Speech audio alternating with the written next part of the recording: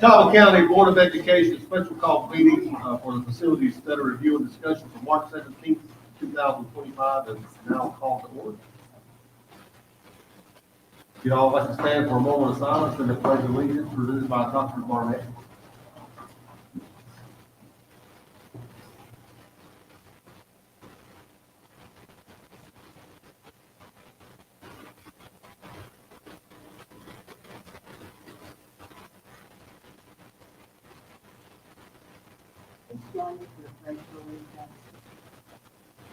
Pledge allegiance to the flag of the United States of America and to the republic for which it stands, one nation, under God, indivisible, with liberty and justice for all.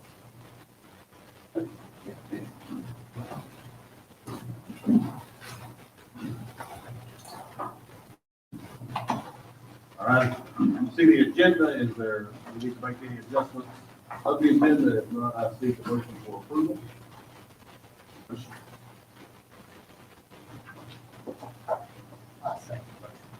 I got a motion and a second. Is there any further discussion? All those in favor? Unanimous?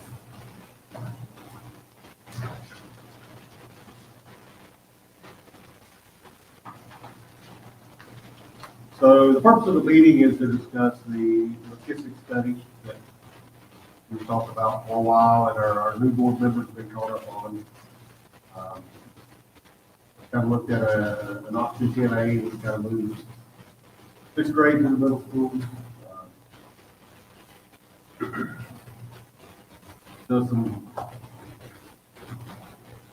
renovations in other schools, middle school, high school, elementary schools, things like that. Y'all had this information for a couple of weeks, some of us a couple of months. And just kind of want to bring y'all back together to have a meeting just to discuss this. So we have time on our side during this meeting. So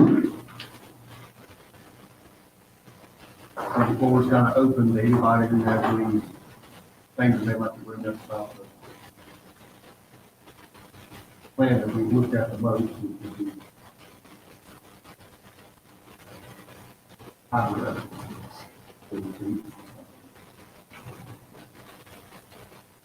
Vern said he had some probably cost options for around the amount that we kind of discussed at I'll flip this over to Tim, the diagram. How about that?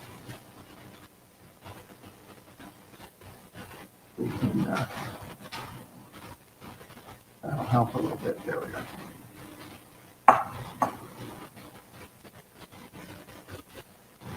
And maybe just quickly refresh what this was. Yes, sir. That was what we did. The key element here, and a number of the options looked at this, that was 6, 7, and 8. The rationale there was we're maintaining the current attendance areas, the feeders. It also takes advantage of the one building type you have that has a little bit of excess capacity in the middle schools, many of which were built with expansion in mind and are kind of in their construction. That then allowed the avoidance, at least initially, of a number of the projects that would be needed to pick up capacity at the elementaries. So we end up avoiding, although this shows lots of potential additions and things happening, but initially you would be gaining space in all of the elementary schools, and nearly all of them, by pulling sixth graders out without construction. And so these are relatively, sites are a little more ample. I will not say that any of them are gigantically large, but they could easily accomplish, we believe, most of what needs to be added there, as where some of the elementaries are a little more of a challenge, and we're smaller sites and so on and so forth. The one thing we did talk about relative to these was that, and this is what we probably want to do tonight, was within the feeder pattern, degree of flexibility that you're willing to consider. I think that diagram comes a little better on the wall here, because within the attendance areas, the ability to have a little more flexibility to perhaps move some attendance lines and make some adjustments to stay in the feeders. Coupled with that was, I think, a recognition on our part that some of the new construction that's coming in place, some of the new developments are going to be in locations that are on the edge of one elementary school's attendance area, but close to another elementary that has a little more capacity or might be more easily expanded. thinking that would be almost 5 separate little studies, to get through what makes the most sense there. But the goal would be to minimize putting on additions at 15 sites, if they can be consolidated. Now with that, I think we also talked about the phase-in aspect of it, and that's relative to what you're beginning to look at right now, which is rental or purchase of modular units into a building. Some buildings accommodate more, some buildings you're losing your parking lot. And so, but that is a temporary way to do it. The thing we're looking at, if you remember the enrolled projection, things are starting upward, and because of the construction that everybody sees happening right now, 5 years is really where you hit kind of your initial level out point. There's a little bit more after that, but that's really the big chunk. So how do we get things online? That's the resident, yeah, this is the resident and migrants. And what we meant there is, this is pretty much your date of birth over to this point in time. Those are the folks that are here, have attended as reported. This is today.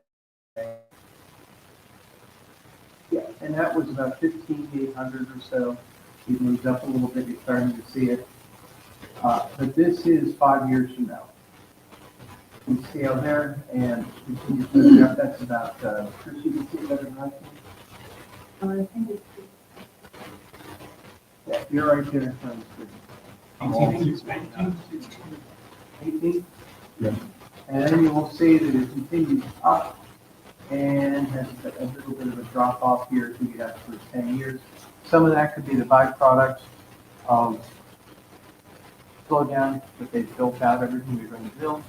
Some of it could be that they haven't decided. Because people tend not to buy land and hold it for 10 years. They're going to develop it and pay a lot of money out. The other aspect is underlying all this is the native births. And that's what's happened over the past 10 years, what's happened since COVID. And things have dropped. So there's two things working. We've got one curve, which is those folks, the kids that live here, and the folks that are migrating it. The assumptions made. the one thing we probably will do is we will probably, again, contact. Again, when we originally did this, everybody was being pretty optimistic about what was going to build and about it. They gave us timelines. Houses. And then, so we were kind of hoping as we got updates from people that the curve would sort of level out to more of a less steep line. And as we've been driving around and talking to people from municipalities. So It's almost like there's been one every 2 weeks that pops out. there have been a lot of new Creek or- places popping up and a lot of construction happening. These have been typically 50 to 100, but what's not happening is anything disappearing so far. So for what that's worth, so if anything, we may be at this point a little conservative. So the speed at which these things come online and where they're building these back will be important when we start to look at all of the projects, all of the mini projects that are involved in whatever. The next step will be like, here's a map of the next 10 years. And this line in here is where we add on the Cheryl's Ford, and then we do Ava, and then we wait to see if there's a tipping point that meantime we'll be ready to do something else in case that it's where it can't practically become good education delivery, other things, or we'll watch St. Stephen's and see, really need to do one school, other school, and once we get a design and ready to go and on a table, and you're ready to pull the trigger, that will help us decide which. And ultimately with those, what we want to be, I think what you're going to want to be looking at is the issue of core facilities. Band, park, cafeteria, multi-purpose room, playground, youth center, whatever that is. And you can always throw more classrooms out back, more mods, but you can quickly not have a functional school beyond the individual cellular classroom. Overwhelming. And that's where our worry gets in at the top. Elementary very quickly, zero scores, very quickly. If we're holding the attendance feeders, 10%. And I think so far that's been the We're worried about the sewer capacity. And if you go back to the overall plan, the other piece that's out there, and I guess that's, it's like its own, that would be what I call the refinement. This is the option. The other piece that had been talked about was what we call equity education equity. Word equity is taken on all kinds of for years. What we're talking about is if someone has access to a gym that practices before midnight because they've got an auxiliary gym, that's an educational equity type thing, or that everyone has the right number of science labs. Or in the cases of, like St. Stephen's was identified, was pure capacity, because you're going to have your own grade student English, math, social studies. Also auditorium, there's been a big discussion and whether that's in every building or every building needs access to something. That's not at all the case, it is. And probably PE, which has been in many of the older buildings, one of the bigger challenges there. As we move over to Vandy's, or I guess that's Bunker Hill, there we go, Bunker Hill. Also adds in CTE, career training, and trying to get to a fair and equitable balance there. It's things that in St. Stephen's, you've got lots of space, you can always change it to make a difference. CTE changes amazing, but the other three buildings are certainly figures. And so how does that get phased? Also added in the diagram here that perhaps moving towards an all-weather field in recognition of two things. One, the sites are limited, and it's a high likelihood that most fields that exist right now in natural turf may be lost. The parking, bus drop-off, circulation, and space removal. Some cases, it may make sense. Drop an entire piece of the building and replace it with something new on its own footprint. But that, again, that's another piece of the analysis. So far, we've looked at a purely square footage basis and purely facilities. In other words, science labs and gyms and space consistent with CPE, like PE, English cafeteria, and so on and so forth. So that's how we come up at this point with the approximate square footage. That's what we use, monthly cost numbers that we're talking about, so that at least there's some way to balance all of this. Now, the actual implementation could be a little bigger, could be a little smaller. And then as you move across the thread forward, it's kind of the same four big areas.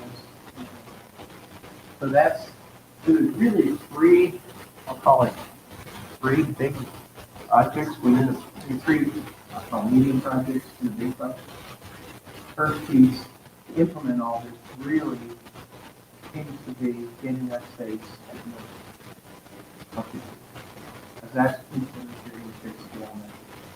Whether you're dropping more modules behind them, whether you're lifting or in whatever direction you go. And so that's what, in a quick sense, what we thought that we should look like. If you could do the capacity of the top, as you remember something.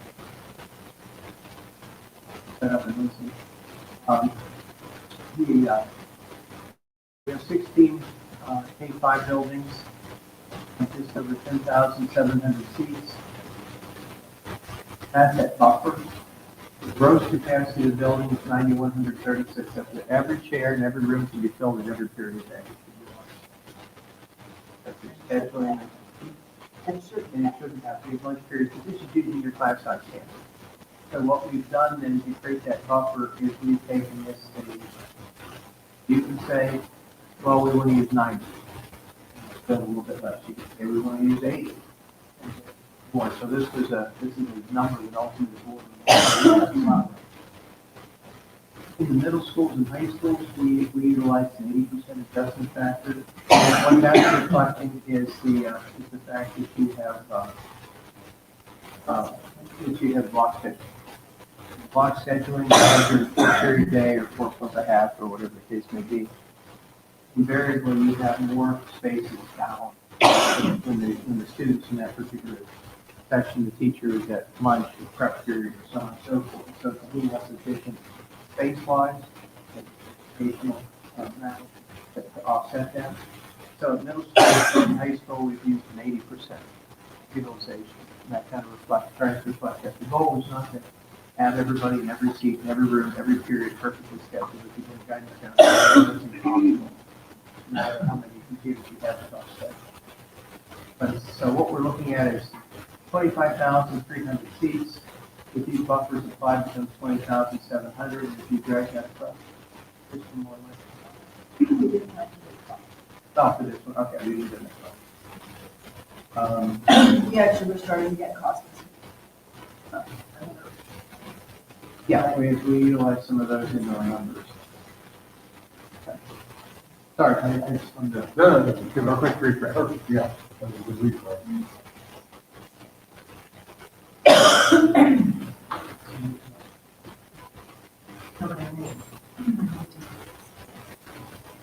Yeah. Got something to drink? Yes, okay. She needs a small flask, I guess, to help.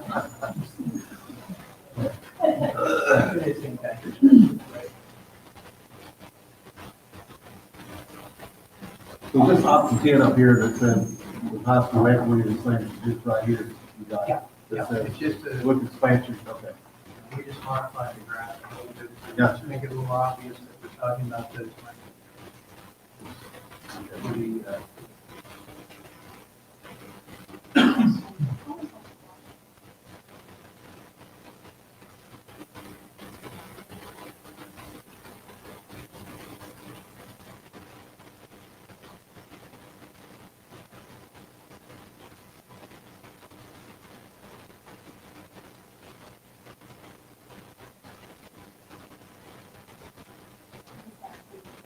The, I have, two several high school stuff.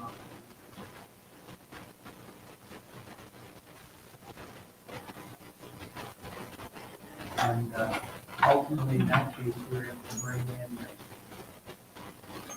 to that particular building. Usually, you're looking at something.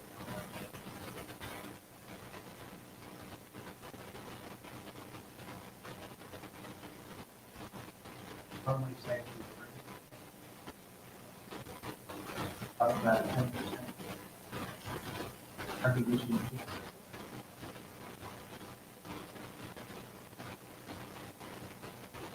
Increase from that 90 to 80 is really talking that.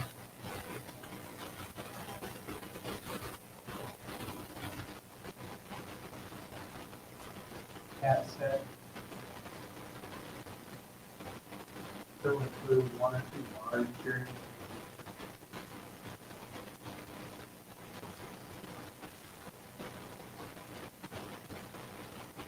Five. Every. Based on that. That space is up.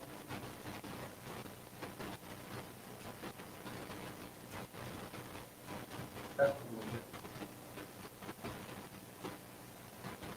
I could just be 10. Or, well, then just catch up.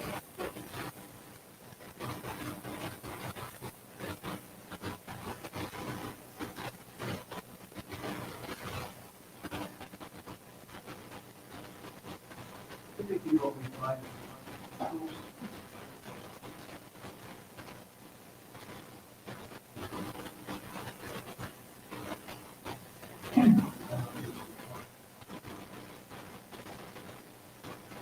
Everywhere based on. Still working.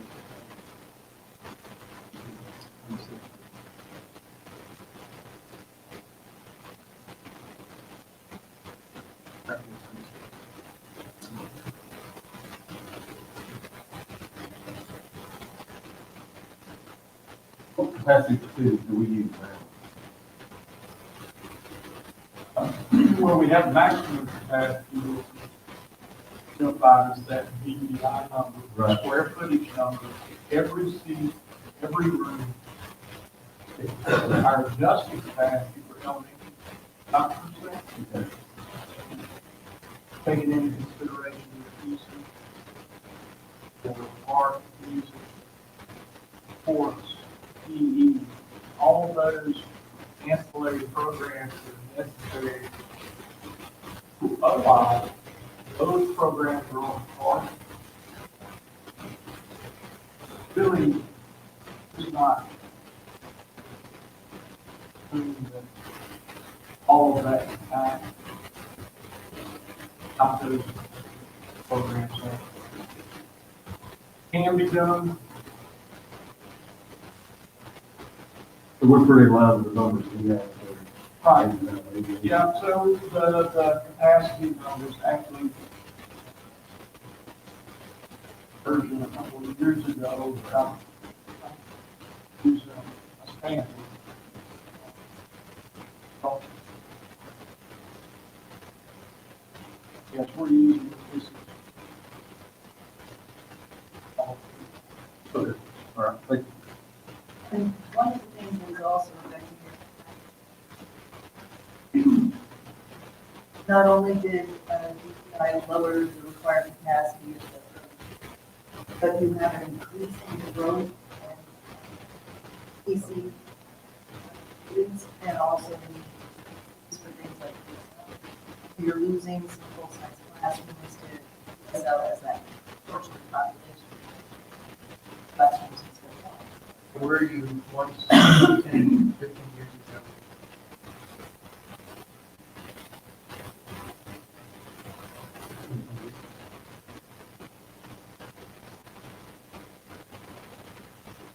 Looking at the same. One before was around 50. Right, so a classroom that, in a high school that theoretically the state lets you. But if I take, 3 classrooms that each have students in it, and one of them becomes a C classroom, I've lost 15 seats. I have 2 classrooms because, I've got an autistic population that I care about. Now I'm down by 30, so I drop pretty fast when I take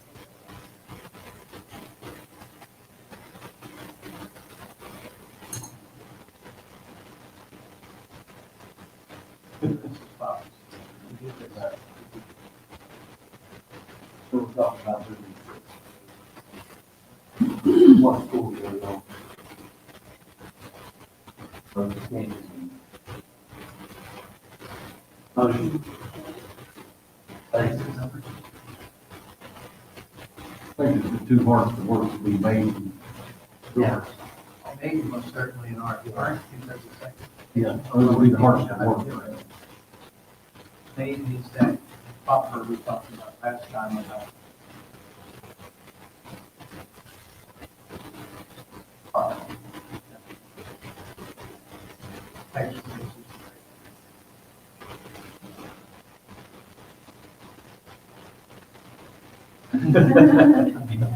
They're hitting the wall. We can, we have that capacity or close to capacity.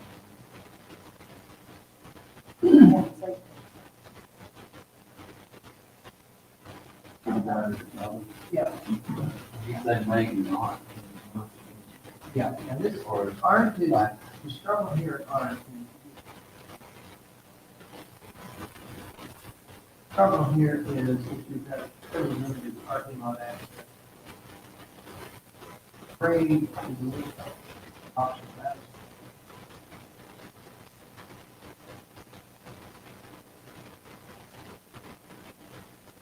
logical place.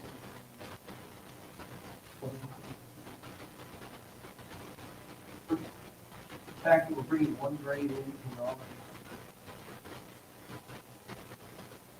Really what you'll want to do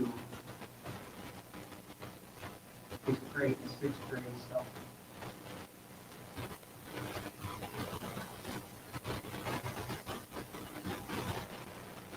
Fixing through the building, just for the fact that 5th graders, if they don't put it out, may or may not be able to go to large school. But in 6 months or 4 months, they are. But having the ability to kind of use the input.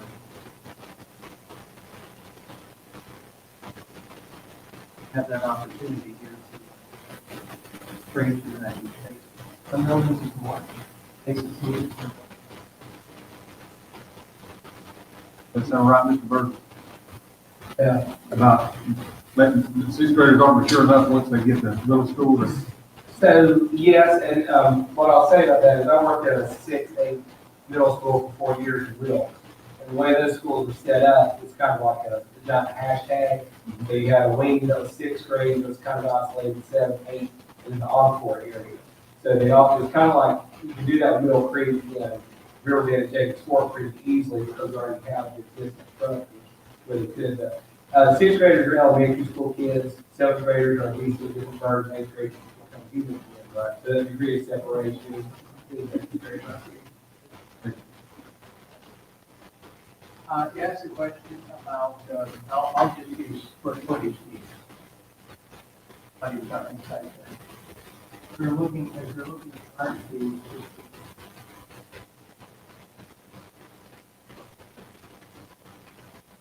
there you go.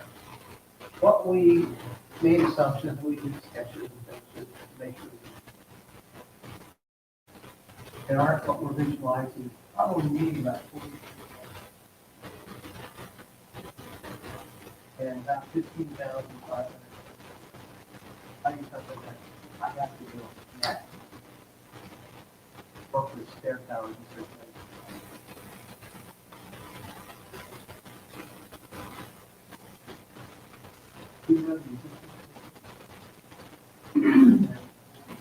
I think so.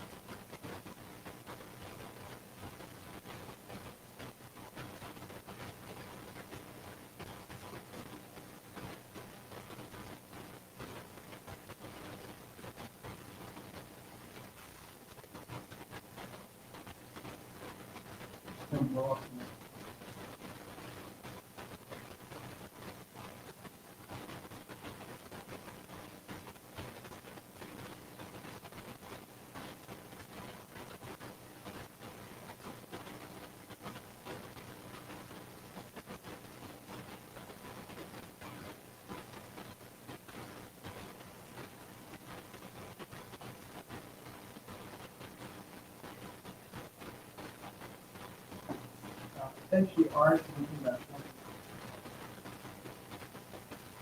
20. River Bend, we weren't sure we necessarily needed it.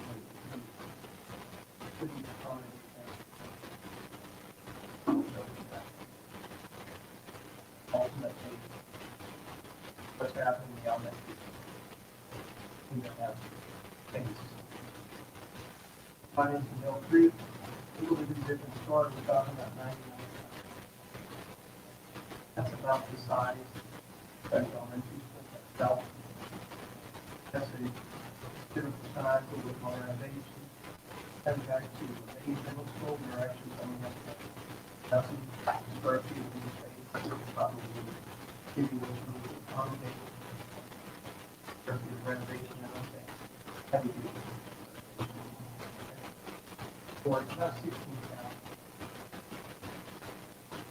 All, we always enjoy, even though they're licensed, they're all similar in size, we'll present some. Looking at, even a couple were here. Right, Milk Creek's a foot. Then, but it's getting slammed by all the buildings on shows. We don't move the boundaries, it has to go double the size as, Complementary Andy's. Talking about the Andy's 2002.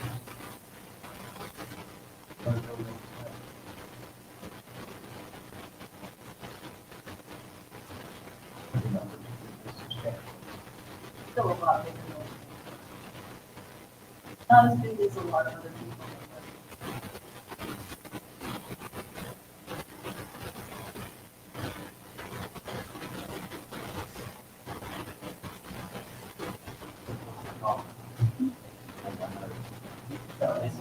Big, big. contact there before it gets started. Yeah, what we looked at in that case is, that's under 25 million, I think he said top still too. That would be the cost of the Mill Creek was about 55 million. Playing at me. And these are amazing important things saying, we're not renting it already. That piece, running for you, some background, we just think functional plan. Basic work of the building. And that number is on one.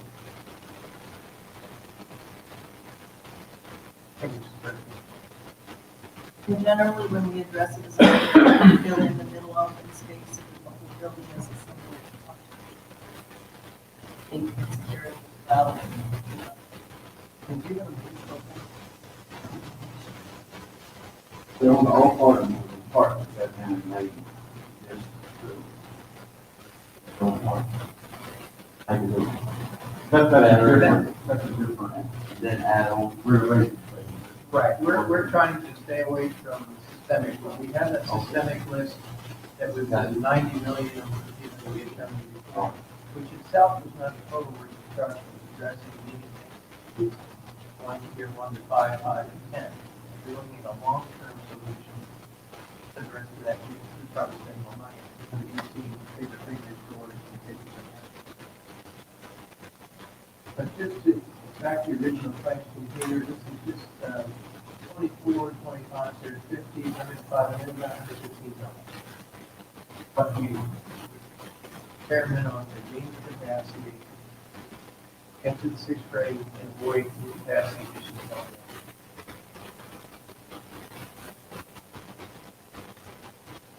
Not 200 million, it's not 300 million. Problem is, can you phase that? Are you comfortable with doing period of time? Feel it's important that we bring all of the middle schools similar to 6, 7, and 8. And that's a place you can make all kinds of decisions. When we get to $50 million, I know we keep building to the front we have money.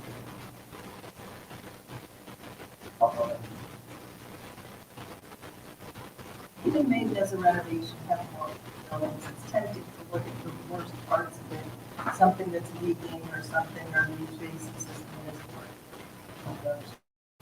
So, but honestly, once you fix all of those problems and you have an addition that connects it all in one space and makes it feel like what, the rest is just leaking. And all of a sudden, it doesn't feel like lipstick on a pig, it feels like a cohesive, almost new place, right? Because you're not necessarily recognizing a little piece of that, and stuff of this, that's under the canopy, do the what, right? It's part of the. Now, this is a graphic we had prepared. One of the other options is look at areas of possible. That may. Original high school kind of great here, and happened. What we look at is this very kid, probably being for addition, and we're going to fill that location, here's the rock. What might be in here? Possible ability in it.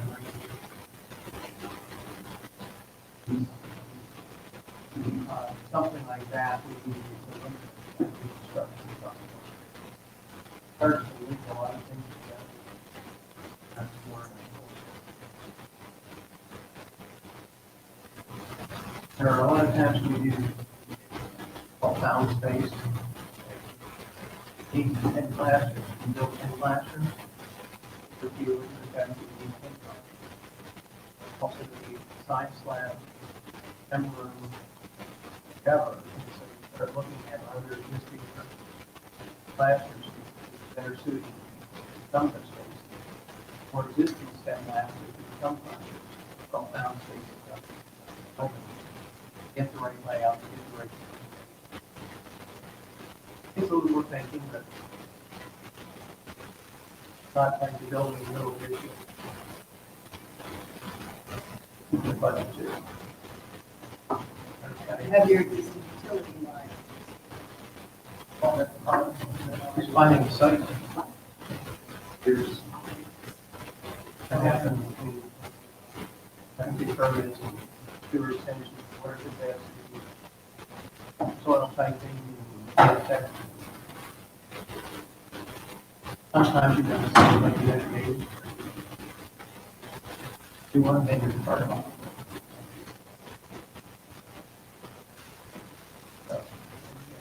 20 years ago.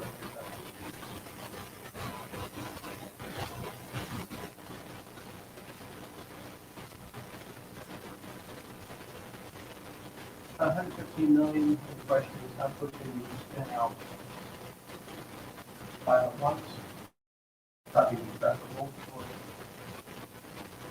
2 quarters to 3 years. Problem is, almost everybody. And our fees.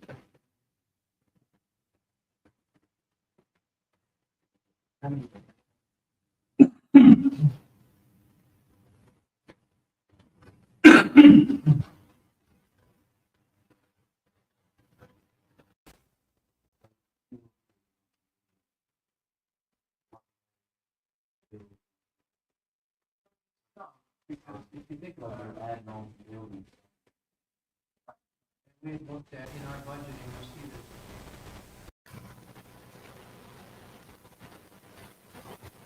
We had,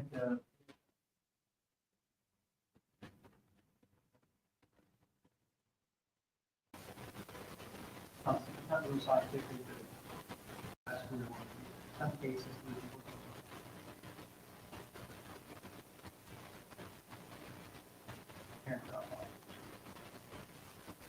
fortunately, we did, what was it, 4,200 lineal feet drop-off lanes for Louisville Middle School we did recently. And that was only to accommodate 900 kids. And that was crazy. And when it opened, they showed up and we still have. How do we have? Nobody wants to ride a bus. These buildings are built, the older ones. You hop on the bus, mom wants to drive to school. Nobody gets a car. All you miss is that little bump. So that's where, you'll see numbers like 1.3 million for recycling work, 3 million for million for Meridian Middle School, and that's really the circulation. They scored like 500,000. And try to put something in there so that they're relatively weighted. People set out once you decide what you're doing.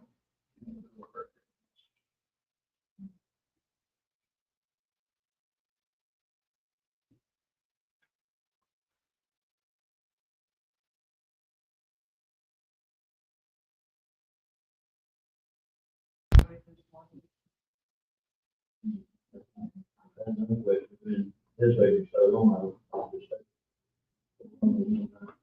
Part of that should be, part of that bring to school at home.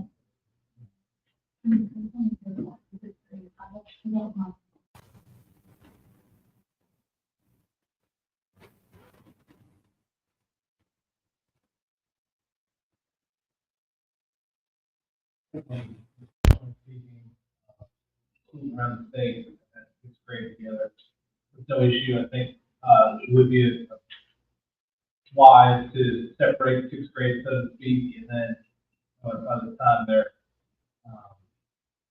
second part of 6th grade, certainly great. The way middle schools are built, you kind of have your 8th grade team, your 7th grade team, and your 6th grade team. The encore area, cafeteria, gym, and the kids go to lunch at the grade level. Really,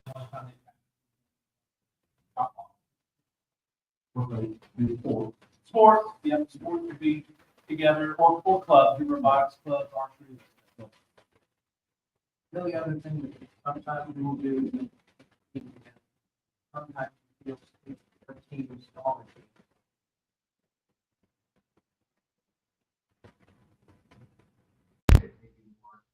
4 or 5 persons. Because of the construction. That varies. Sometimes they may end up with 14 groups that you have to. Is that why the block system works to do the issue? Yeah, Inflation. yeah, so you have the on time, and then you have your team time, you can build in lunch in the middle. I think the only question I would have from the middle school perspective is with Riverbend, I don't know how we would segregate Riverbend. Have you, haven't, I counted the classrooms and. we just kind of looked at the number of classrooms. Right, we tried to figure out where we could be in room. I don't have, I think we just had 3 wings there altogether, right? So we got. Right, and that's something I was kind of looking at the numbers, just okay, kind of. So I was kind of thinking that you really could, we have the encore wing, and it's all right. Those are shaped differently because of certain purposes. So the 2 wings that we have, I was looking at it, and you could kind of keep one side of the hall and part of one side, and kind of do a U shape between the 2 existing halls. And then at the same time, and there, they'd be crossing over. But I just wanted that projection of 717, so 24 classrooms, that would be completely maxed at that point. So it's, Yeah. so 3 grades, that would be every single academic classroom we have currently in use. Now, there are a few peripherals that are close to regular classroom size around the middle, but it's only like 3. And then with that number, you would have to increase the, it probably would say about the same one for, I just kind of roll it around, there wouldn't be a complete separation at all. and again, nothing here is finished design by any stretch of the imagination. We're trying to whittle down the overall possibility. Certainly, no one can spend money you don't have to, but from our standpoint, it would be good to have all 5 middle schools operating under the same superintendent. If our philosophy is going to be 6th grade to be there, but they have to be separate, then we probably need a plan for Riverbend. Although that may look like as well. And Riverbend will probably be slightly different if you look at the site. It had some constraints in terms of where things were. So you have a line of trees, you have the sports fields that you don't really want to blow up if you can avoid it. And there weren't a lot of places to Bus go. area, and the front, there's a work field, this field, and we run out of sight. So it's a little more challenging. Whereas in other places, you have places where the roads can go down the building. Do we have the property line? Traffic for that?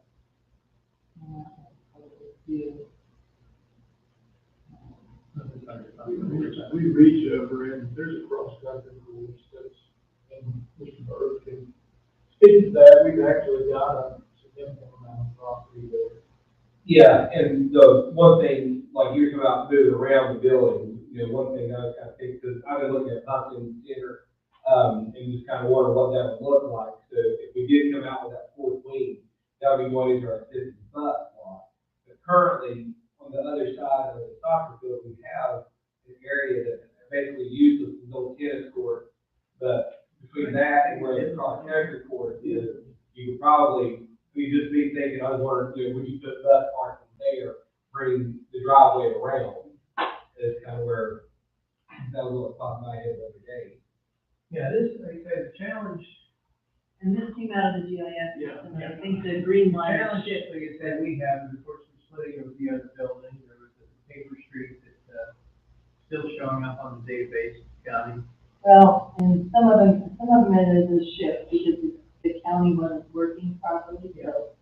Whenever you take a picture of GIS, it doesn't look right. GIS. The lines are not gonna lay where they're supposed to. Yeah, it actually That's the way kinda it does is. that. So we do not own these houses. Right. Uh, And this is the side of the road. But the piece that we start looking at are things like the blue lines here, which are some of your flow line inclusions, which start to say wetlands, which start to say. But this stream really is not too far away, and so it creates drainage, it creates wetlands, and it's. But I think you have the point, that is, can you add on and either resist, use small additions that solves it. But you start needing to lose, relocate the buses and make them reset. And so roughly you have a third more buses, so it's soon. Another consideration, if I may, is cafeteria capacity. Ms. Captain, how long's your lunch run there? Mr. Burke? So currently, because our size of our seventh grade, we start at 11. When one group of seventh graders simultaneously, then they go to 11:30, then 11:30 to 12. And then with our eighth grade, we kind of truncated it to 45 minutes, we could fit all them there at a single time, but other than the 7-17, if you ran all four grades in there, you have to have 3 separate lunches. We have currently capacity for 248 students, that'd be 239. So you'd be tacking on another hour and 15 minutes for lunch, so you'd be starting. The one thing about what you have here is it's located where there can be some extension. And the other thing that we've noticed at most middle schools, and most of your high schools, a couple elementaries, is you built for an extra serving line, or in some cases two, that are in operation. So it becomes not a lot of kitchen refit, maybe with staff hours, labor, prep meals, or service. But in many of the cases, we're looking at exactly what you're suggesting, some sort of expansion to be able to keep it down to reasonable, because, it's great to start lunch at 10:30 in the morning, and the other folks are finishing up at 1:15 or 1:20. It creates some kind of a dynamic you don't want. Now, it's probably also worth mentioning that in that option 10, one of the things that was important was equity in high school. We were starting to talk about, we have auditoriums at all high schools. If you have an auditorium at the high school, how do you treat the situation with the stage? Is there an opportunity to make these spaces more efficient? A lot of the stages weren't in use. People had difficulty doing things in them, but with the middle schools attached to high schools that might have an auditorium, So it could be found space, it could be. all of a sudden, maybe you don't really need the shared stage at the middle school level, and you can. I think there were one or two persons who said, hey, that's really good, it works great, and some of the others, okay. And it was obviously a decision made based on being economical and at the time. What happens right now when you do the building is you have two-sided stage, you can be open both directions. And they typically group between the gym and the cafeteria in that semi-starter typical thing you guys use. But you can't use the bleachers on the gymnasium because they're so far away from the stage. So they end up having to build the stage closer.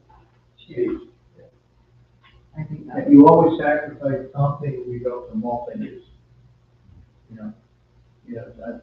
We did a Tampa Live Musitorium on the one middle school one time, a smaller building, about 400 kids, getting up to too much of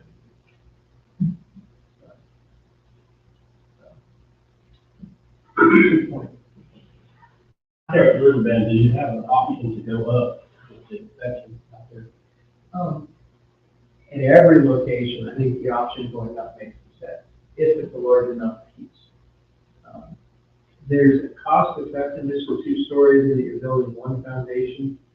It's a little thicker, maybe it's a little deeper, but it's built once. You're running one set of pipes in the ceiling typically of the first floor, and they go up and they go down, so that you're not running out, even if it's much roof. Downside is, you might have as much roof also. The downside is you're buying stair towers, and you're also buying an elevator. And probably buying an extra set of restrooms, so that you typically don't want to have students going out of sight downstairs or whatever to the location. Where that balancing point is, I've usually seen the 2-story and even 3-story. Our last 2 middle schools were 3 stories. 2 stories and then the 3-story wing, or middle schools all 3 stories, based on that was the most economical model. So in some of your cases here, even with the high school division, if you can get to a large enough division, they wouldn't want to do it for a 4,000 square foot floor cost. But if you're dealing with 10, 12,000 square feet on a level, it makes a lot of sense. These classrooms are very classrooms. That kind of a thing. And then you get grouping to do but that's going to be a big part of all of that. I don't think in the middle schools, other than potentially art, where my mind is kind of thinking about a two-story addition coming over that hill and taking out that one running track slash whatever area is kind of right there. And probably bring the bus loop around the building all the way, because right now you can drive around back to the kitchen and shop area, the activity rooms. Bring it down, come around, connect it, you've got maybe head to tail bus drop off rather than a dedicated diagonal bus card, I don't know. But that was one way to make that work with the grade. But again, you have to look at these things and brainstorm those, can it happen on that site? And I think it can. But I think the idea of 2 stories makes a lot of sense. You have topography, particularly a couple of your high schools. That if you do need some additions, maybe you can. And the other advantage is the high schools, they're starting to get much larger, especially with student body increases. So travel time between class to class to class in a 1-story building, you walk in half a mile to get to math from the gym. Whereas if you've got a multi-story building, it's a lot further downstairs and over half a floor than it is to make that same distance on one level. The reality was, everybody knows, years ago, everyone was in such a growth mode. You were building, more students, and everybody was doing it. What's the easiest way to do that? Build essentially a freestanding building, connected to the corridor, that 1 story, then you went up, built another one when you needed it, and another one when you needed it. You guys have done that to some degree, and pretty soon, you've got kind of weird assemblage of spaces, whereas if you look at new buildings, your high schools that are built, and middle schools, elementary, I'm sure you visited, you're not seeing that model. You're seeing some elementary, you're seeing something more like what you already did with the elementary. And in the 30s and 40s and 50s, you didn't have pre-soccer attached to them. Well, everyone had its own mechanical room, little boiler rooms, you didn't have to touch the boiler plant, they all had their electric service, you didn't have to worry about. The idea was not to get into a full renovation of the building, and it was pretty good. And you're just doing these little, and they make challenges for us to figure out how to make those things work sometimes in buildings. And sometimes it's dropping a building and putting a new one right in its place in the heart of the previously called. Or if there's a small subsection, like you have some elementary schools that have outlier wings that you could work around, drop the wing, put in a nice big spot, and then recover that space.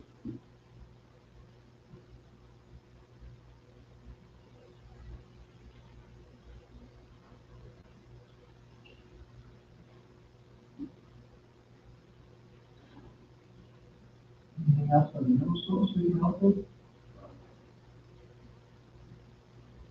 And that would be part of what, if we come up with something here that looks like it's got all the pieces you want, that be part of the next goes around, would be to flash it out a little bit. And then if what you found in the building shows you what the potential is at those buildings, and to get everyone to a comfort level that the 6th grade can be accommodated, or we're gonna lose a sports field, but we're gonna do a new one, and it is what it is, or maybe there's a piece of land that becomes available somewhere, because there's a couple of entrance roads and a couple of sites where the next had like a single house sitting there, that kind of stuff.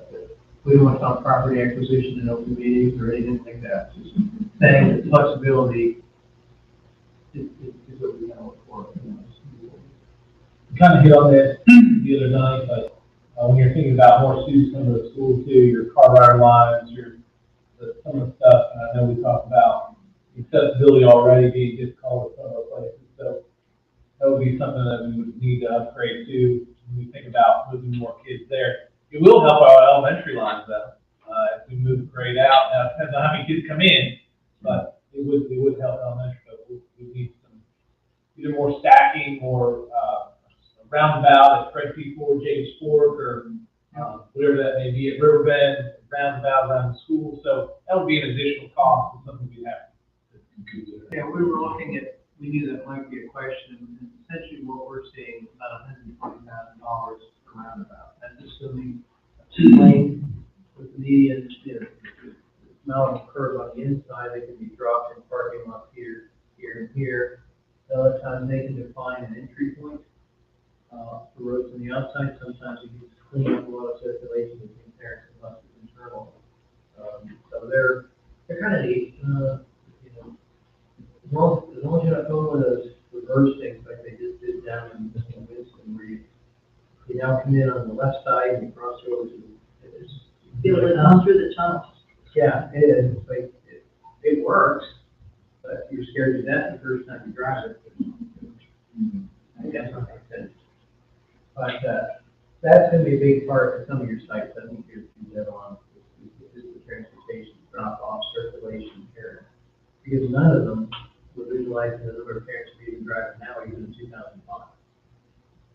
And I don't know what your bus ridership is, because I know when we were going to Louisville Middle School, for Winston-Salem, that we needed space for 37 buses because they were anticipating being about 1,000 students. What was the ridership percentage? Between 17 and 20%. But all the runs had to be run the way they were set up to go. So we had 4,200 feet, new construction of drop-off lanes. I mean, I could have, it was assigned to the aircraft carrier. One day they were being funny. We dropped an aircraft carrier on the site plan. Facility director didn't think that was very funny. I thought it made my point. You know, that was what we're doing in pavement that we really didn't need, but because of the way transportation had to run. All interesting. What is this yellow road? I'm thinking that may be your transportation line around the school, so that gives you a big drop-off line inside. And I think when we were looking at maybe doing an addition here, Yep. And then come out of the kitchen. and then coming out of here with the kitchen, right? Kitchen should be right around that middle. But let's say we pulled the LiDAR data such as it is contours at this point, no one uses 5 foot, but enough to know where you're getting some drops. So the stream and things back here. Yeah, so in some of these sites, you've got a lot of land, but you've got a lot of these includes and gullies. You know, what, 20 years ago, 30 years ago, so much. Today, they're sacrosanct parts of the U.S. Army Corps of Engineers, you know, U.S. permit. And it's my understanding that this is where the development is going. Where? That's Down this way towards. down, the school road, A little further down there. Right there where Dan Pan is. And it's like 300 now. Yeah.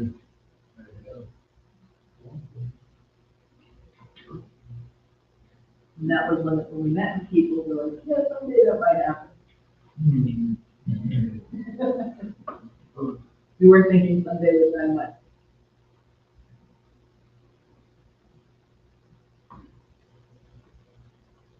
Once the decision is made, what sort of timeline will you be You say what the decision made.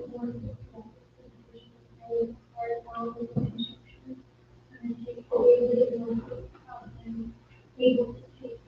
Typically, since you're not building a new building, you've got a site, you probably can look at around 12 months, you get a little longer, a little shorter. Probably the biggest question just is the double upfront fees, and that is getting your hands on funding, you know, that is going to come with this, whether it's lottery type thing, you know, or, you know, coming from cops bonds or. Well, I guess she's asking if we say, hey, let's do this, the county says, you got it, here's the check. You knew what they were going to do tomorrow with the money and everything. You say 12 months is moved To start, and then at that point, I would suggest you're probably looking at 18 to 20 months because of this. Because everything is going to be renovated with people. That you gotta, you don't want to schedule the field. Well, and that you can do during design. I mean, you've got the design phase and they know it's coming. So that's, the hardest part is just enough time to design it wisely. Because we're starting to fill up the site, right? We're not like the first building on the site, we're like getting near the very end. You don't want to shortcut the design process so that we don't allow different growth or another use or something else to happen. Yeah, Right? right, you're right. But the key to when you're renovating, when you're renovating a building like this, the thought process needs a little more time. It's not a prototype or 50 acres of ground. you know, get a few permits and you can start construction if you need to, if you want. And if 2 months of planning can save 2 soccer fields, you know, that starts to be a fair trade-off. So we're talking 2.5 years. And for short. So. If you had the money today. Okay, right, 2000, if you're sitting here at 2025, that's the 2026 school year, 2027 school year. Well, mid-year's not good, but, you know, you could do it. You could be there, mid-year 2027 there, but, so you're starting to creep closer, very close to that 2029 map that I was showing you, where everything's coming up. So, you know, there's not a lot of buffer time since these homes are coming up so quickly. Not to say that they don't stop the construction or something crazy is on, doesn't seem to be the case so far.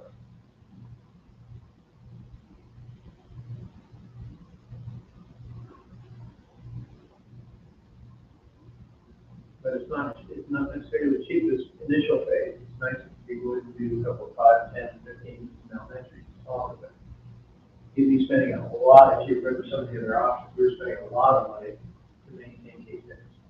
And then additions and alterations to every site. And again, we might be able to solve some of those problems with phasing, right? So it'll take 24 months to build the entire project, but in the first year of construction, you might get the classroom done and ready and accessible. Or, you know what I mean, like you might be able to use your modulars in the meantime that are there and build your cafeteria core so that you're feeding the people, they can all use the bathroom, they can all, you know, take a shower after gym class. It could be, it's buildings that don't need as much initial space. Like the river bend that you drop them off. Or 2, that would give you the ability to do 3 big projects. Do the 4th, you know, drop some mods at Nate, drop some mods at river bend, and then come back to Nate and take longer to make sure that construction will be probably a 2.5 year construction if you're moving around. You know, very tight, constricted building.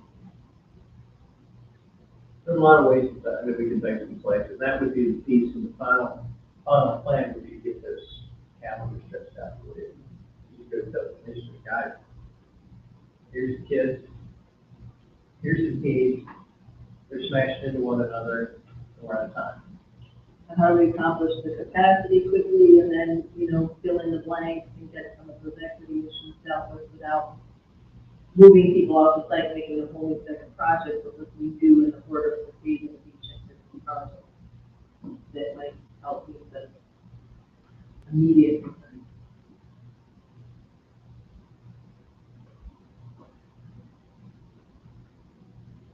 I'll be quiet.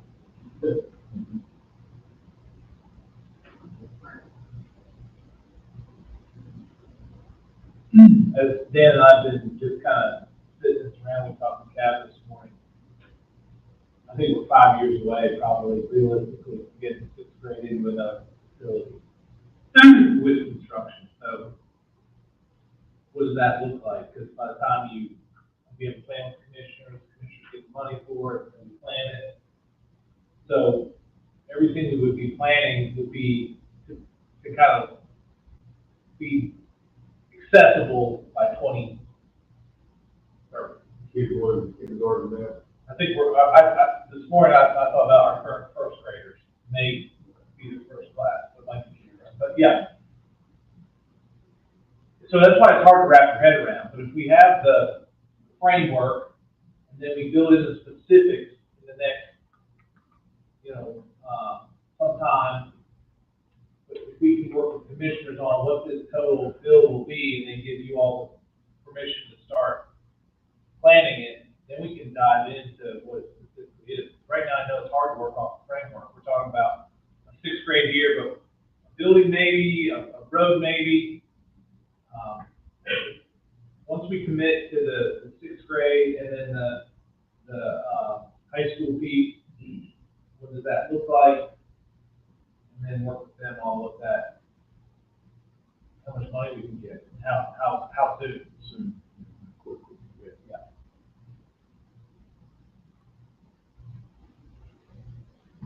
We're gonna try to sell one on 6, all 5 middle schools. I would They don't wanna do the 5 middle schools, they gotta do 16 elementary schools. Yeah. So, Which one you wanna do? I agree, yeah, you want to, yeah, I think that would be best. And then just keep in mind too, we don't know if these are just elementary kids coming or if they're middle or high, we don't know what ages they're gonna be. So we really gotta look at it, so we'll be addressing the core capacity in middle school, but right in the same regard as our core capacity in high school. You know, Maine high school is legitimately probably gonna be 1,600 kids in 5 years. How come they did that? They're 13 plus, 13, 15. So Bandy's gonna be a population quick, it's gonna be capacity quick. St. Stephen's, what we're looking at there, could also be a capacity thing quickly. Especially, we've got serving lines of the actual number of kids that can sit in the cafeteria. So it's almost like, if they're all elementary, we can take care of middle school, then high school, but I don't know if they're gonna come in a clean package. Well, the thing is, if you go to good high school and they're coming, they're just gonna keep coming. Yeah. Because it's gonna be nice, it's gonna be good, it's gonna be more people, there'll be more people to vote. And if you look at the migration around the lake, you all have seen it last 20 years. It's come up from Mecklenburg into Lincoln. We had East Lincoln High School in Lincoln County. They had North Lincoln, that wasn't enough. They have Lincoln Charter, right? So it's coming up. And the question is, you know, okay, we're gonna keep one Bandy's high school, then we better come up out of the ground with something big and get ready to put fields out there, new fields somewhere, somehow. But I think the Bandy's and St. Peter are gonna be the quickest, obviously, as you can see. But we'll need to have something, right? Especially in those communities, you're gonna be expecting to have somewhere to go. And we've assumed that the larger majority of the people that, the kids that are moving in are probably gonna wait more towards the elementary school. Yeah. But if somebody's fleeing Charlotte next because it's scary or it's dangerous or it's too big or it's not accommodating their high school students, geez, I mean, they're, depending on the reasons for their move, They're coming to the April, that's right, they could be saying, you know what, I need my kid in the country, I need him out of the Charlotte Next School, and here he is in the 9th grade, and he's yours tomorrow. What we just heard the other day, who was that? Dr. Barnett, one corporation's looking for 2,400 employees currently right now, for 240 right now, and that was just one organ, you know. So if you're moving here because your job moved or you have to move, your kids are coming with you. Yeah. So, Generally discouraged leaving this. All right, so how's yours now? We'll see.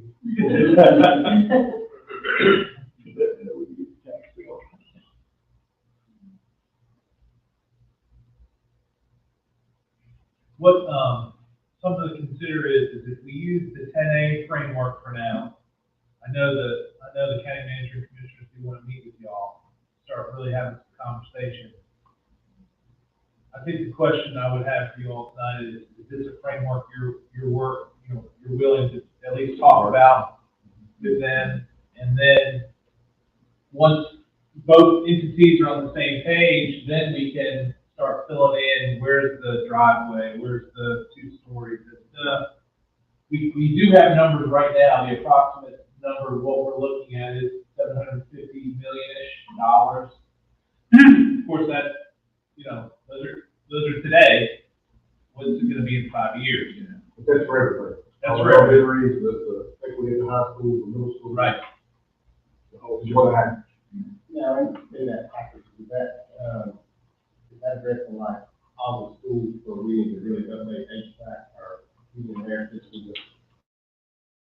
Now, we've only, the numbers that we've carried in here, and how we, it's like this, we had stock in all of the options, including option 1A, which was the $95 million, so that's still That's the maintenance plan that you guys do. floating. That's still floating out there. So really what you're saying is it would be 1A and 10A, because we need it all. We've got to have the 95 million, regardless of how they decide, the commissioners decide to fund that, that's still going to be part of that. It's gonna be. Right, and even that 98 million was divided into priority. 5, A, B, 10 C, right? So you're using maybe a fifth of that every year to do your most urgent items. You gotta fix the water infiltration, you gotta fix, you know, the sewer problems, and then if there's one puddle that's annoying, it can wait 2 years. The one thing we've noticed, though, is we looked at the plan you prepared 5 years ago, and I guess this June, July, we'll prepare it, update it, get it submitted, I think that's what's coming out. Was a lot of items that were in the 5 to 10 year before are here.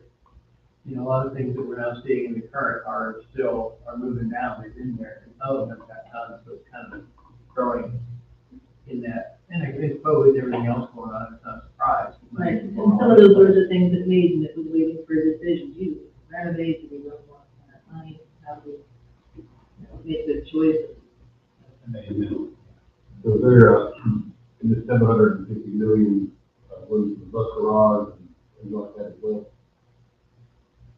Again, we haven't done a full calculation, but, I don't think we were carrying anything for the transportation except for that I mean, 90 it certainly should be part of this, I think if we've talked about it, I had done one, not long ago for Pender County Schools, just a rough, assumption, it was 5 drive-through bays, which was 10 bays total. One day with 8 grade points on the bus, there 2 wash bays, art rooms, 5 offices, and so on and so forth, worked out to about 13,000 square feet. At current numbers, you're probably looking about 4.6, 4.7 million. But that doesn't include fueling stations, that doesn't include warehousing, and that's another 2.8 million. So it doesn't take long to get up to a number, but that can certainly be looked at. I mean, certainly something you need to do.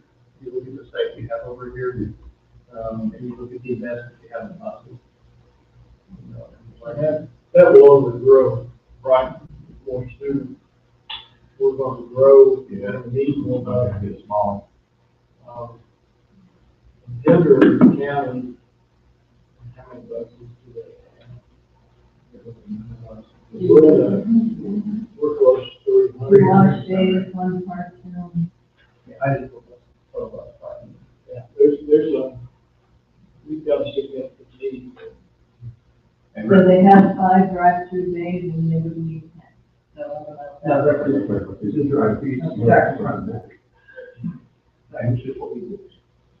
Bradford County just. Yeah, it's really quite nice. I have the images to no one see what those look like. They're really, it was well conceived, you know, what they did. Did we know the number on that one? We know. We were curious, I could guess, because it was really nice, but we didn't know the final number. It's probably like 7509 here, Chris. Second row from the bottom, right there.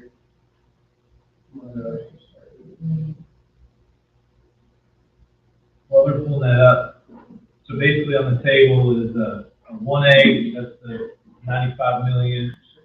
10A, which is the middle school, move 6th grade to middle school, renovate middle school, and the high school equity piece. And I think even in that, though, there's still a couple additions of, a couple elementary additions. And then, in addition to that, is ensuring that it's a clear plan for our parking and car rider lines at the schools that will be increasing our student population. And last thing I have then is the bus garage. So that goes under 1A, we'll call it 1A, 10A plan? Yeah, well, if we could include the parking, the bus garage, and the 1A, 10A, then we would have it all taken care of that we've talked about tonight.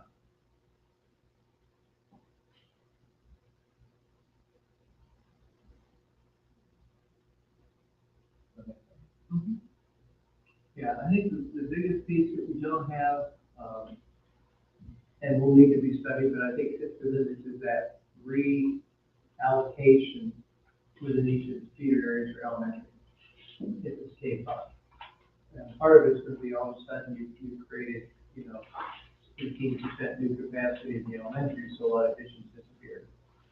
But then we also have been tracking, as we mentioned, by the Cheryl's Ford and a couple other locations, where these new houses are coming. I mean, I don't know if you have the map set up on that. This shows the new development. It's always good to see the cluster on that. I know maybe you jump all over the place. But anyhow, there are certain ones there that you may want to evaluate some potential sanitary adjustments, especially as it comes in regard to the new development.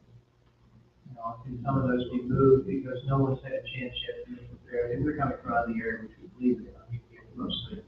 They haven't had a chance to grow an affinity with any particular elementary, or, you know, they probably moved in because the realtor said, hey, you know, Fredport is great, or, you know, it's good to be made for the high school. Maybe even make decisions based on middle school. But typically elementaries, they're a little bit, you know, little ones won't know the difference after 2-3 years in now when they start. I got a question like Maiden High School, how they have that, which is set up sort of like, thank you, principal, Maiden High School, have an auditorium that's been left. Yeah. Because when I see the auditorium and gym at everybody's group, knowledge, I just. Yes, they do. Yes, they do. Now, when you're looking at this addition, are you looking at a way where it's all in one block, the auditorium and the gym, or let it combine the two, or? I think it's a very good question. I think what you're having to look at is each building individually. Yeah. In some cases, if I get out to, I think it was like, what was it, Comfort Hill, and there's some where we may be suggesting drop the existing gym complex or convert it to classrooms and drop another piece of building because you just don't have anywhere to go. So that may drive, coupled with how are you getting people into the parking lot? How do they access, because there are different groups that are coming in for performance, because you want to be near groups and other things that they're using this one. So I think every state will solve itself differently.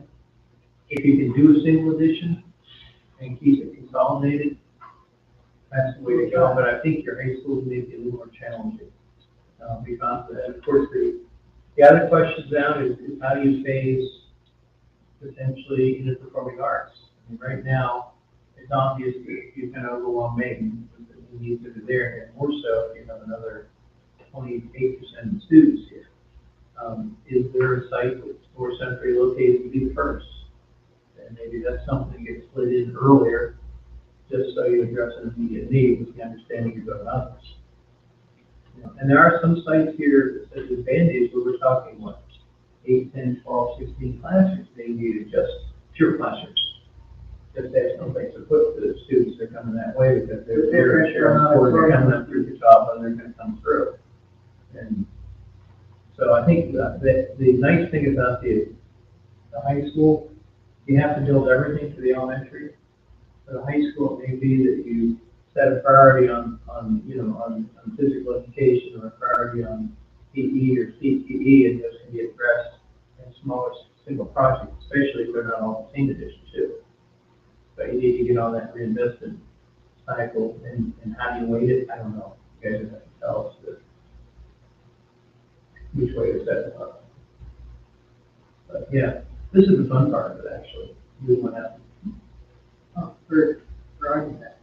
Yeah, that's my concern.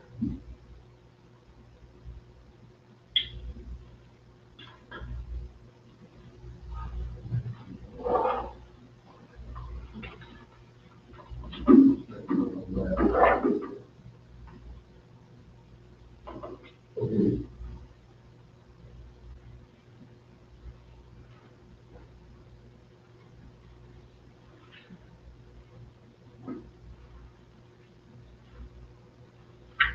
And just as a reminder, just a side note, a 5-year lease on the mobiles, we've given the commissioners the price on that, and it's nearly $650,000 for 5 years for setup, takeaway, yeah. So it's even more than what it was a year ago.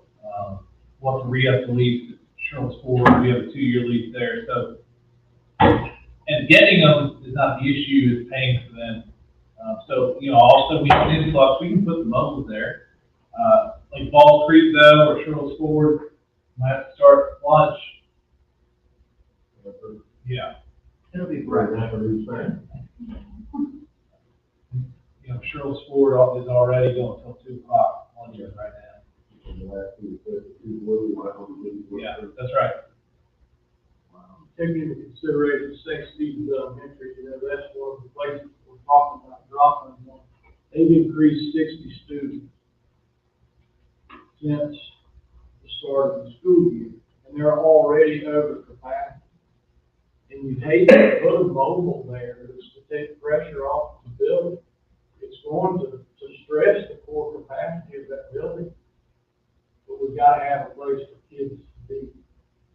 So, talking about redistricting within the elementary or within the feeders, that's going to be a really big part. I think moving forward, as Mr. said, we're going to have to take some really good looks, especially in that area right now, or very soon. So it's way, it ain't still feasible even with redistricting. Absolutely, yeah, I mean, that's all part of it. I think the Shoot the arrow at the same Actually time. tries to save you money. I think the redistricting would be along these next 5 years with the local. Yeah. And we just saw a neighborhood pop out, that would be May, but it also could be easily Tuttle. Well, we got more room at Tuttle, we do May, and I know we just built it. So I mean, there might be those things that when we come to you guys, we talk about it, we do all the parts that redistrict, and then, you know, within a year, we make a move. That would save us $650,000 probably. Utilize space that's already there. Or if there's a way too, if we see a way that we could take a new neighborhood coming into Balls Creek that we could get to cover, that's what we would want to do. And save another 4-pack from going there. Cheryl's Ford and Catawba, I think we're maxed out over there. And the state feeder, Dan's been looking at Clyde. The only place that we have space is Murray. Crazy enough, they have 30 additional kids right now this year. So that space is gonna be eat up soon as well. Very quick. Well, really blowing up the two places we were in the original. Yeah, and the Mountain View area could be, the new neighborhood coming on in Hickory City, just, that school system, but the city Hickory. Mountain View will be well out of space. And I think that's one of the reasons, if you look at the graphic we did, that we had come out here, off the Sheriff's Court and so on and so forth, and showed a potential gray ghost of a new building. Because it may reach the point that you can't get enough highway opportunity to get the cars into Sheriff's Court to get into the office particularly. And when you look what's coming, then it may be that that's where you're headed. But, you wouldn't want to head down that road before you head on moving to 6th grade out, because you create a lot more capacity quicker in the elementary by doing that. So in here, you've already moved lines because the Thomas is doing the one middle school here. Right, and that was something that we've heard really early on, was that it used to just go to one place. Now it's going to 2 places because you needed to make it balanced. And that was a goal that you had. So that's the only school that may get its line scooched. As well slid or whatever, because it goes down the road, and so kids looking at it are going to out, right? And so I think that may also be an opportunity to kind of level out some of that huge growth that's coming into Catawba. Because some of those things are a little farther over to the east, and maybe we can shift them up, I don't know. Yeah, which would be a redistrict, so that would be. And that would be the only one that I could foresee ever crossing a secondary line, Yeah. right? But it's already crossing a secondary line. Like it already goes past the Bunker Hill, past the, yeah. You just move it where it's all maybe, and then. And in this case, I And then think that it's, was our assumption, is that we moved it to where it was all dandy. And then if so, when do we start that? What kids leave when? That's why it's so hard to wrap your whole head around this whole thing. There's so many moving parts. And I think that's kind of why we were showing you didn't need that much of an addition at Riverbend, because if all the top of kids goes candies, Underhill doesn't grow so much, and then it's got the room to handle the growth. Is that grade goes of a new school, was that included in that 750 million for the project in option 10? At this point, it isn't, but it could be. I mean, I think that's maybe some option. Depends on how the horizon looks, you know. We're looking at the first, I think we're looking at tranches of money, you know. Right, the cost of the new school would probably take away from some of the additions of the old, right? So if you took all of those additions and threw them all at one brand new building, and right now, some of those schools already have modulars, you're already sort of buying you a little time on that capacity. And again, it's a matter of, instead of this being a static plan, it's, all right, in 2027, when we have to pull the trigger on what project we do next, we're gonna look at those enrollments and see if they're really going there. We're gonna call these 5 developments and see if they're really doing what they're doing. And if that's the case, we're gonna say, screw the additions, we're just building new schools. And we're gonna do that instead, and so let's get that ball rolling. Then we'll forget about those other additions, and we'll move on to these other things, and then if we have the opportunity, we can take those modulars and plunk them somewhere else to buy a little bit of time to get something done. So a little bit more of a liquid plan, not necessarily on the final 10-year picture, but on the phasing of what order you do things in. So that the whole plan wouldn't change, it might just be the sliders on the timeline. Now, this is a question about Carolyn, 15 years ago, but when I was in Lincoln County, we both were in Lincoln County, and the bond rec, now this was a bond referendum that actually passed, and I guess it was in phases, and that last phase was always at the time that growth plan was, the new elementary school for Lincoln County was looking at the numbers and parameters to get that capacity, then the commissioners knew we're on the same page, we're gonna have to, invest those bonds to do that. Yeah, I think we would put the goals there saying possible, let's see what happens over the next 5 years. So the growth continues, I believe. Yeah. Do that. Will the goal are they? I would rather them know it and be there now than to come back later, like, hey, why did you mention this 5 years ago? I'd rather them us be on the same page, that this is a possibility of this growth continues. And then they know that that's something that we may have to plan to be able to afford. I think that's a good point, that you may not forget. Yeah. And again, that was a pretty good graphic there, where we kind of cross map the intensity of the development, the intensity of student creation. Sherrilsport, Vandy, a little bit around Startown there, north of Maiden, definitely St. Stephen's, and actually a little bit over towards Mountain View, starting to come into that component. But you can see where your problems are. This is the one you've been living with.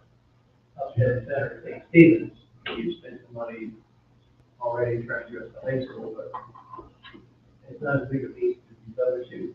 So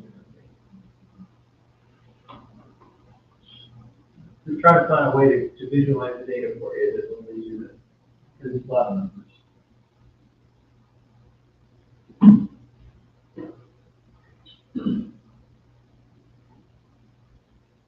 So it sounds like you'll be looking to flesh through this a little bit further, perhaps, and have a meeting with the commissioners. And That's all I know that they're wanting to talk in, meet with you guys. Certainly want you all to be on the same page before we do. Yeah. Because they're gonna be dependent upon y'all to make requests. They don't have the time to dive into the school system. When we went to, they know that there's a lot of things to be done. And the question is, once we're on the same page, then we can start nailing out specifics in a better timeline. I know someone gave us a timeline here, is that something we want to try to stick with right now. Yeah. See that? How to get to that meeting.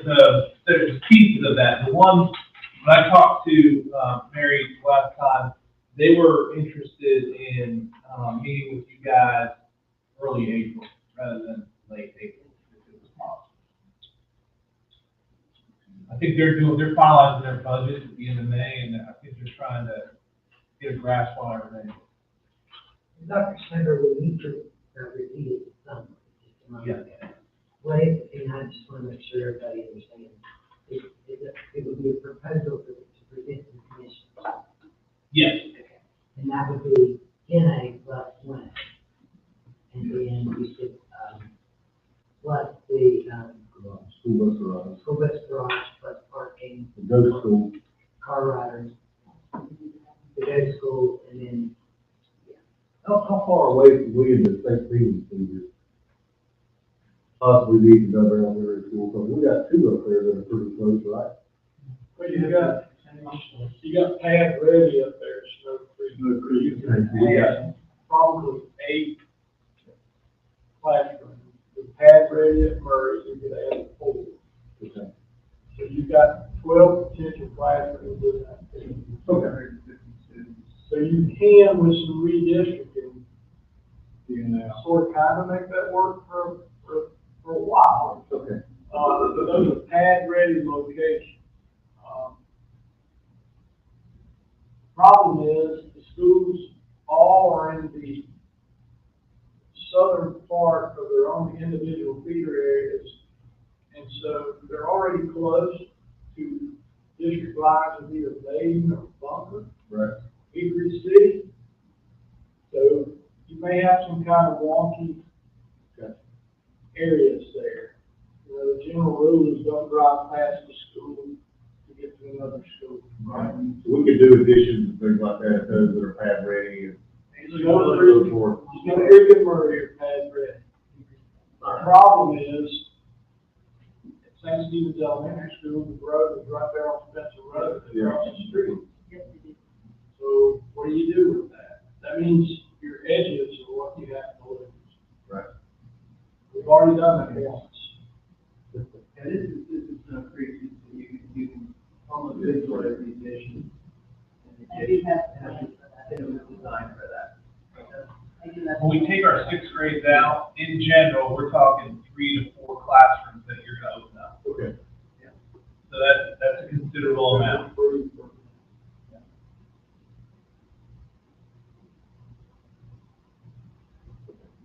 I'm sorry, We have a Just little right bit of here, everything to solve. no, what I was trying to get at is, so are y'all going to make a motion to prepare the presentation for that meeting? In that scope, is what I was getting at. I think that would be our next step, if everybody's comfortable with that. Yeah, that's where. Only question I have is, if it goes to school, that's not in one of these, where would you all like, you just add that to 10A as a possible? That's a little city, I think, at the bottom. Yeah, well, yeah. As you plan for it, but if you build it, then you take away making the renovation of the other elementary. I think it's But if there's a potential. As an option. like Mr. Muller said, not mentioning it is probably not a good idea. I think the comparison you'll probably go through is the amount of addition and work you need to top up. And I'm sure you need to share with board. You put those both together and compare it against the cost of the building, you may find out that it's cheaper to build the building sooner than to do a lot more additions, other than the cost there for the time being. And in some And I ways, can see that being a decision on a purely financial basis, cheaper. But then you have to do staffing, all the rest that comes with it. then you have to look at road development and where you want. Yeah, what was do you have handy what we call the top of the mall? I mean, that's, I just want to say. It goes up by magnitude is 600 scary. students as does Cheryl's Ford, so you can't even push them around. Because they're running out of places to go. That's its own mini problem, I know that.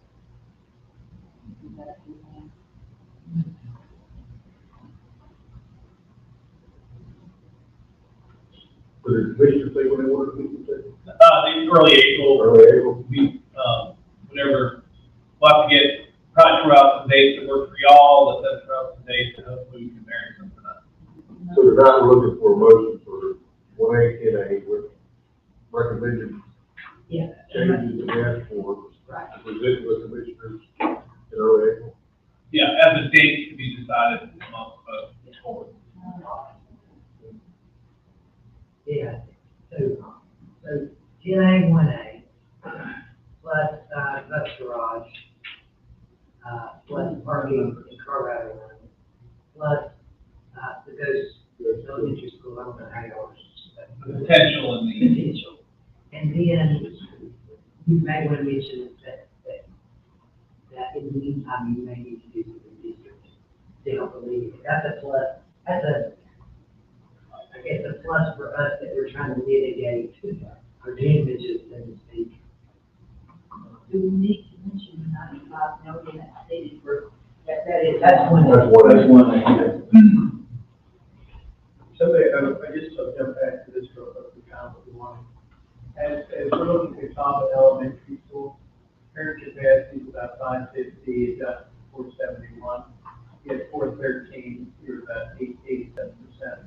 As we move forward in 24, 29 timeframe, we're going to be looking at 611 additional students.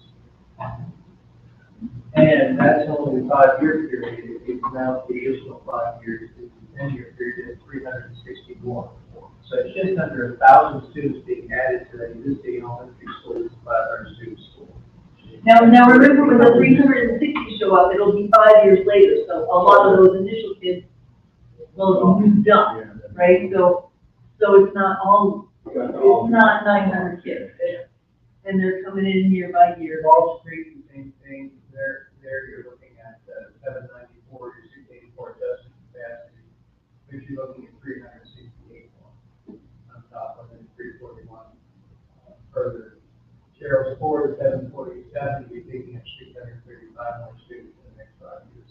That's what I'm saying, those numbers start to become almost like 2,000 kids. And instead of, if you imagine putting 2,000 students in existing Gerald's Ford, you talk about multi-story buildings.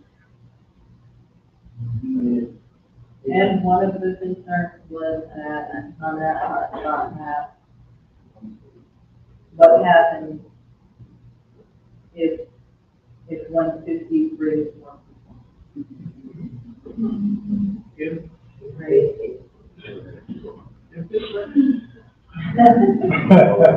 We actually drove to see what that road was, and sure enough, construction has. So, and that was another one of those things that people were like, oh, that's not gonna happen for 10 years. And they go ahead and work the contracts in November last year. And now they're They must have intended to do it. We wait 30 years for it to happen, then it happened. Yeah. Because they don't believe it's gonna happen. It'll happen. Okay. I guess, We got to meet each other, but I just wanted to kind of reiterate that order of magnitude that that's going to be. And again, we can look at it as like a mathematical SPI percentage, right? The cost of an addition to handle as many people at the other schools in this zone. If that tipping point appears to go over based on the number of students we're planning for and based on how fast it's happening.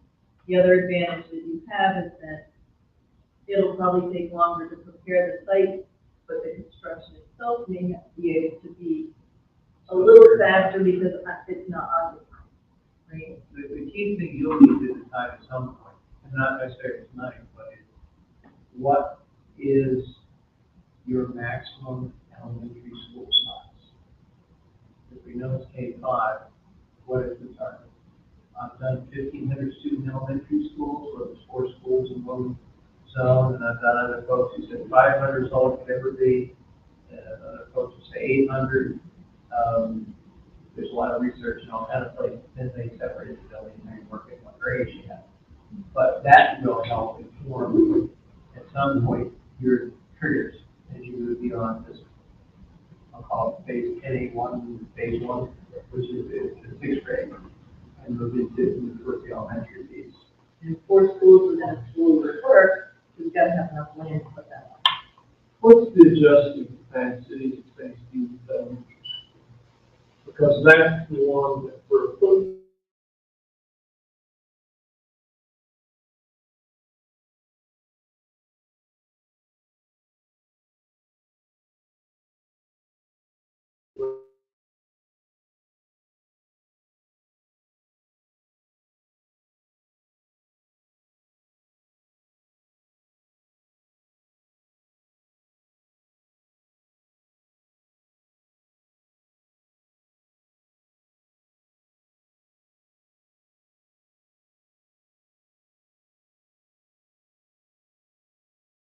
We're over 700 there right now. And it probably feels 13%. Yeah, like 900 is what it feels like. Very good. Okay. I guess I see the motion for move forward to the commissioners on 1A10A with the medications that our attorney had mentioned. So we can,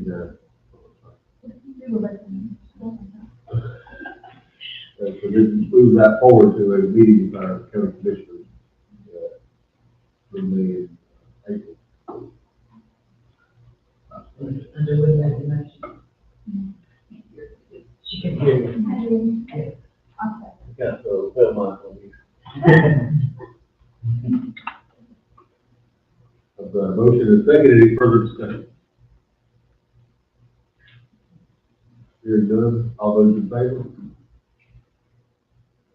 That's unanimous. And are you guys okay if I work with Ms. Furtado on getting some dates to give you all? Yes, sir. Who's going to present this? I know we all want to bid it, there's going to be somebody to present it to me. We want the best one, we want one to try the most. We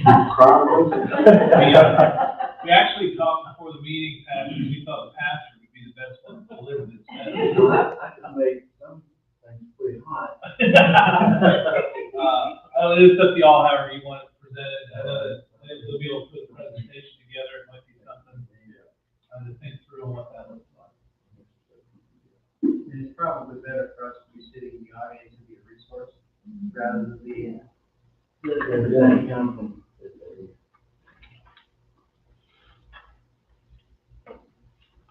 Okay. Yeah, we did.